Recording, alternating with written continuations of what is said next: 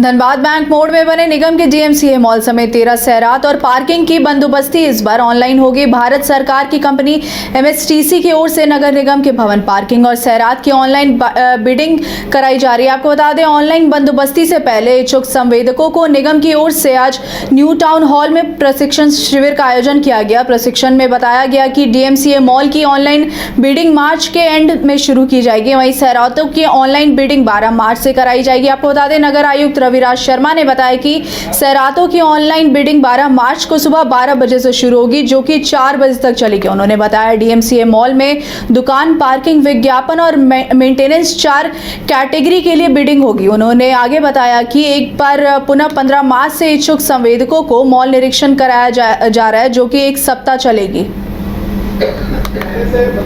पारदर्शिता तो जरूर आएगी। जो लोगों के मन में एक भ्रांतियाँ थी कि भाई पैसे वाले लोग लेकर के चले जाएंगे, छोटे लोग रह जाएंगे, तो इससे एक ये पारदर्शिता जरूर है कि जो भी चीज़ होगी ऑनलाइन के माध्यम से होगा और कोई भी आम पब्लिक अपना इसमें बिडिंग कर करके अपनी प्रक्रिया को इसमें पूर्ण कर सकते हैं। ये बातें समझ में आई। अभी भी डाउट्स है आप लोगों को? देखिए, आज हम लोग मुख्य रूप से यहाँ पे आए थे डीएमसी मॉल में जो दुकानें हैं उसकी बिडिंग के लिए कि क्या प्रक्रिया होगी, लेकिन उस पर आज कोई भी चर्चा नहीं हुई। मुख्य रूप से आज जो चर्चा हुई है वो सिर्फ पार्किंग के लिए हुई है, जो 12 तारीख को उसकी बिडिंग होगी 12 बजे से लेकर 4 बजे तक। तो ये सिर्फ पूरे ज़िले में जहाँ जहाँ पार्किंग है उसकी प्रक्रिया 12 तारीख को की जाएगी। लेकिन जो डीएमसी मॉल में जो दुकानें हैं जिसके लिए यहाँ व्यापारी आज उपस्थित हुए थे, उसके लिए रविराज सर ने बताया, आयुक्त महोदय ने, कि वो मार्च एंड तक उसकी प्रक्रिया शुरू की जाएगी। उसके पहले जो है 15 मार्च से लोगों को देखने के लिए फिर से एक बार 1 सप्ताह के लिए खोला जाएगा। वो जा करके वहाँ पे देख कर सकते हैं, निरीक्षण कर सकते हैं। उसको लेकर के और जो डीएमसी का जो नया बिल्डिंग बना हुआ कमर्शियल बिल्डिंग, इसको लेकर के हम लोग ऑनलाइन एक जो हम लोग टेंडर करेंगे उसके लिए हम लोग ऑनलाइन हम लोगों ने ट्रेनिंग का प्रोग्राम रखा था। क्योंकि हम लोगों ने इस बार प्लान किया है कि हम लोग कोई भी टेंडर फिजिकल नहीं करेंगे, वो हम लोग ऑनलाइन करेंगे, बिडिंग हम लोग ऑनलाइन करेंगे, ताकि इसमें पारदर्शिता बनी रहे, किसी तरह का कोई किसी के ऊपर दबाव नहीं रहे। इसको लेकर के हम लोगों ने ऑनलाइन टेंडर का हम लोगों ने निर्णय लिया है।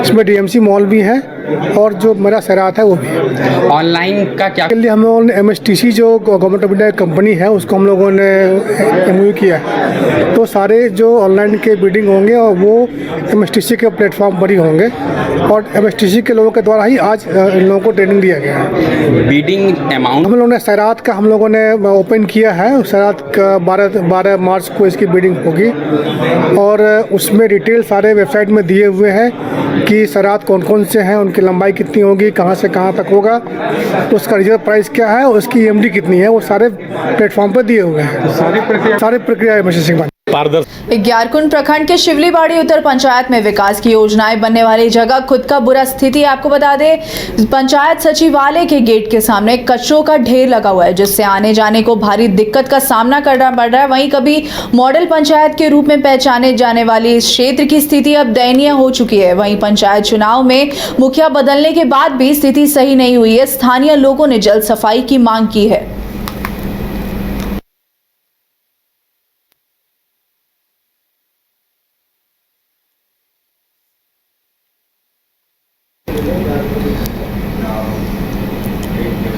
स्नेहा कुशवाहा प्रकरण मामला अब तुल पकड़ चुका है। स्नेहा को इंसाफ दिलाने की मुहिम में जुटा गणतंत्र समूह ने धनबाद के रणधीर वर्मा चौक पर यूपी के मुख्यमंत्री का पुतला जलाया। पुतला दहन कार्यक्रम में शामिल हुए प्रेम बच्चन ने कहा कि यूपी में महिलाएं युवतियों का असुरक्षित है। वहीं ऐसा प्रतीत हो रहा है कि प्रदेश में कानून का राज खत्म हो गया। राष्ट्रपति से मांग है कि यूपी में राष्ट्रपति शासन लागू करे। बता दें कि 1 फरवरी को वाराणसी के गर्ल्स हॉस्टल में सासाराम की स्नेहा की संदिग्ध परिस्थिति में मौत हो गई थी। वाराणसी पुलिस ने इसे आत्महत्या करार दिया था, जबकि परिजन इसे हत्या मानकर मामले की जांच की मांग कर रहे हैं। आज हम लोग धनबाद के रणधीर वर्मा चौक पर उत्तर प्रदेश के जंगल राज के खिलाफ जहां महिलाएं असुरक्षित है, खास करके वैसी बेटियां जो पढ़ने में अव्वल है, वो कुछ जीवन में करना चाहती है, वो जाति देखकर टारगेट करके वैसे लड़कियों के साथ जुल्म जाति करके उनकी हत्या की जा रही है। ऐसे हत्याओं का श्रृंखला अगर गिनती करें तो बहुत अधिक होगी, गिनती खत्म हो जाएगी, हत्याओं का दौर खत्म होने का नाम नहीं ले रहा है। एक फरवरी को खबर मिलता है कि स्नेहा मर चुकी है, उसने आत्महत्या कर ली है, फांसी लगा ली है। साथियों, मैं आपके चैनल के माध्यम से सवाल खड़ा करना चाहता हूं, हत्याएं आपने अनेकों देखी होगी, 6 फीट के खिड़की से कोई आत्महत्या नहीं करता, ये सीधा सीधा हत्या है। इस हत्या के खिलाफ वहां की सरकार, वहां के प्रशासन उस हत्या को आत्महत्या करने में लगी हुई है। पीड़िता के पिता जब अपने मृत बेटी से उसके शव से मिलने का प्रयास किया, सबको देखने की कोशिश की, उनके ऊपर पुलिसिया जुल्म करके उन्हें रोका गया, बगैर परिवार का प्रतीक्षा किए उस सब का पोस्टमार्टम कराए गए।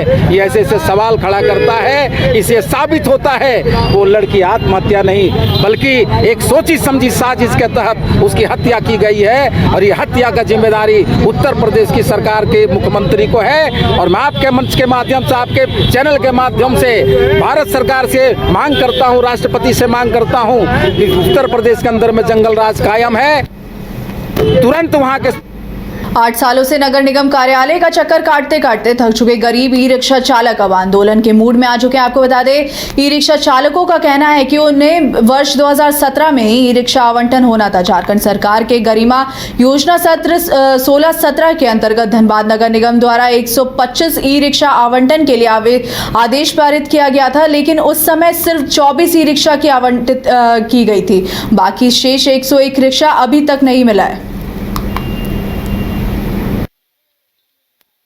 रिक्शा मजदूर संघ से जुड़े हुए हैं। 2016-17 में 125 रिक्शा का आवंटन हुआ था, जिसमें से 24 रिक्शा बांटा गया, एक ही रिक्शा नगर निगम में सड़ गया। आज 25 तारीख को हम गए कि पता करने के लिए, तो बताया कि आप लोग का फंड आ गया है, लेकिन 3 लेटर कार्यालय से राशि भेजा गया, लेकिन अभी तक कोई जवाब नहीं आया है। इस कारण से आप लोग का रिक्शा नहीं बांटा जा रहा है। किसकी गलती मानेगी जो आप लोग सर ने मिला? अब परिवहन विभाग में तो यही बताया गया हम लोग को, सरकार की गलती हो या परिवहन विभाग की हो। कितने रिक्शा है? हम लोग अभी 101 आदमी हैं। रिक्शा कितना आया है? 24 ही रिक्शा आया था। अब 125 रिक्शा का आवंटन हुआ था, जिसमें से 24 रिक्शा बांटा गया, एक रिक्शा नगर निगम में सड़ गया। आप लोग गए थे वहाँ, क्या कहा गया? 25 तारीख को गए थे हम, तो बताया गया कि आप लोग का फंड आ गया है, लेकिन हम लोग का ऑर्डर वहाँ से नहीं आया है। 3 लेटर भेजा जा चुका है रांची, लेकिन अभी तक कोई जवाब नहीं आया है। इसी कारण से आप लोगों का काम नहीं हो रहा है। क्या मांग करते हैं आप? मांग है कि हम लोग का काम जल्द से जल्द दिया जाए। हम लोग को जो बताया जा रहा है अधिकारी के 3 लेटर का जवाब नहीं है, उसको लेटर का जवाब दिया जाए। झरिया में सुशी आउटसोर्सिंग चालू होने के बाद बागडीगी कोलियरी पर विस्थापन का खतरा मंडराने लगा। आपको बता दें, इसी आलोक में बीसीसीएल प्रबंधन बागडीगी कोलियरी में जर्जर क्वार्टर को तोड़ने पहुंची है, जहां ग्रामीणों ने विरोध करते हुए उन्हें खदेड़ दिया। इस दौरान ग्रामीणों ने बीसीसीएल प्रबंधन खिलाफ जमकर नारेबाजी की।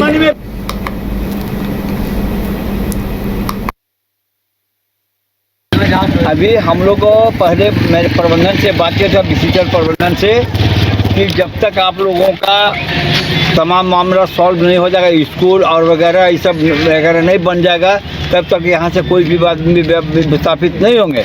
लेकिन यहाँ का एजेंट जो है अरुण कुमार पांडे अपना मनमानी चला रहे हैं और बीच बीच में भेज करके यहाँ लोगों को माहौल को ख़राब करना चाहते हैं। इस परिस्थिति में अगर माहौल बिगड़ता है या किसी प्रकार की अप्रिय घटना यदि घटता है, तो इसका पूर्ण रूप से जिम्मेदार यहाँ के परियोजना पदाधिकारी अरुण कुमार पांडे होंगे। इनके मन में बराबर भेदभाव रहता है। किसी तरह का बात, इतना ज़बरदस्त भेदभाव है कि ऐसे लोगों को इस क्षेत्र में परियोजना पदाधिकारी रह करके नहीं रहना चाहिए, इसको किसी ऑफिस में बैठा देना चाहिए। कोलियरी क्षेत्र में पब्लिक के बीच में नहीं रहना चाहिए। अभी हम लोग धनबाद के हृदय स्थली बैंक मोड़ में स्थापित भगवान बिरसा मुंडा की प्रतिमा के साथ असामाजिक तत्वों ने छेड़छाड़ कर डाली। बिरसा मुंडा का धनुष क्षतिग्रस्त कर दिया तो वहीं तरकस से एक तीर गायब कर दिया। इस घटना की भगवान बिरसा मुंडा स्मारक समिति के संयोजक महादेव हांसदा ने कड़ी निंदा की है।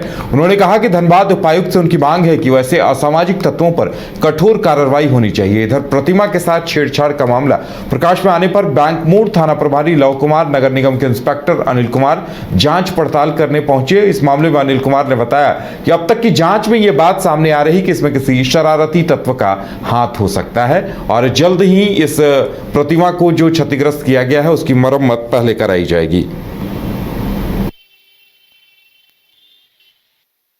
हम आ रहे थे, हम बैंक मोड़ आ रहे थे, चढ़ के जैसे ही चौक के पास उतरे आज 3 बजे, तो हम देख रहे हैं 2:57 हो रहा था। तो हम जैसे देखे तो हम चौक की तरफ बराबर यहाँ से गुजरते हैं, तो हम यहाँ पुण्यतिथि जयंती करते हैं, इसलिए हम चौक पर बराबर निगरानी हम रखते हैं। तो हम जैसे 2:57 में उतरे हैं, तो उतरते के साथ हम मूर्ति पर देखे कि हमारा भगवान बिरसा मुंडा का जो धनुष को जो है पूरे रूप से क्षतिग्रस्त कर दिया है।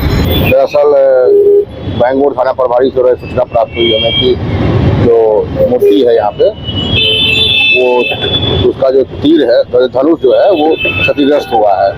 तो देखने में तो ये प्रतीत हो रहा है क्षतिग्रस्त हुआ है और इसको देख रहे हैं और इसको नगर आयुक्त सर से बात हो गई है और इसको जल्द ही इसको दुरुस्त करा दिया जाएगा। जो पब्लिक है या यहाँ के जो लोग हैं उससे कुछ खास जानकारी प्राप्त नहीं हो रही है, लेकिन कुछ शरारती तत्वों का या फिर अन्य तरह के कोई गतिविधि इसमें लग रहा है कि कोई तोड़ दिया होगा, लेकिन जो भी है इसको दुरुस्त।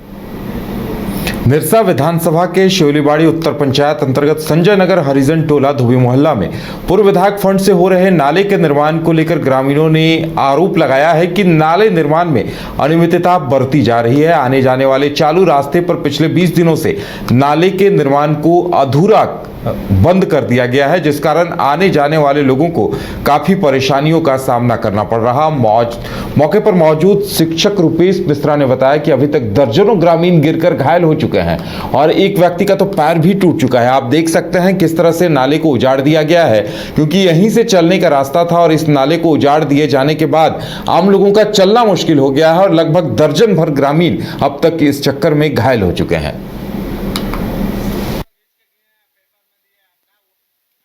क्या मामला है? यहाँ पे 10 से 15 साल का मुखिया जो भी बना था वो तो हम बता नहीं सकते, लेकिन आप मान लीजिए कि बीच में नाली गड्ढा करके छोड़ दिया, उसमें मेरा पैर टूट गया है। उसके बाद में लेडीज भी आने जाने में रात में सुविधा का बात तो नहीं है, दुविधा हो रहा है।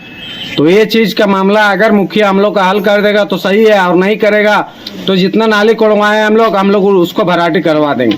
तो मुखिया के फंड से काम नहीं हो रहा ना? मुखिया फंड से काम नहीं हो रहा तो फिर ये मुखिया को या वार्ड को तो बोला जाए, मुखिया वार्ड को बोला जाए, वार्ड को यहाँ पे कोई वैल्यू नहीं दे रहा।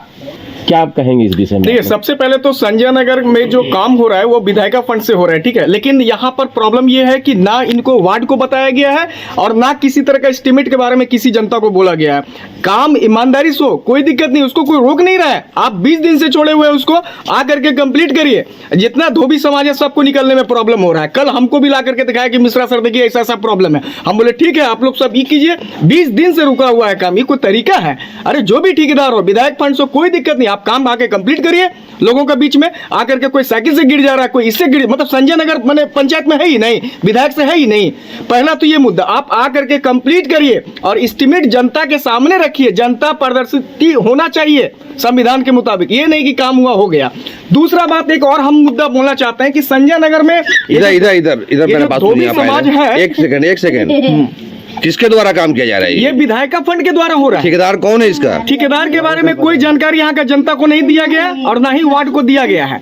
यही तो सबसे बड़ा प्रॉब्लम हम लोग को बन जा रहा है कि सिलापट लगाया गया है इसका? क्या कोई सिलापट नहीं है। अकॉर्डिंग टू मान लीजिए सिलापट अगर लगता है तो काम आपका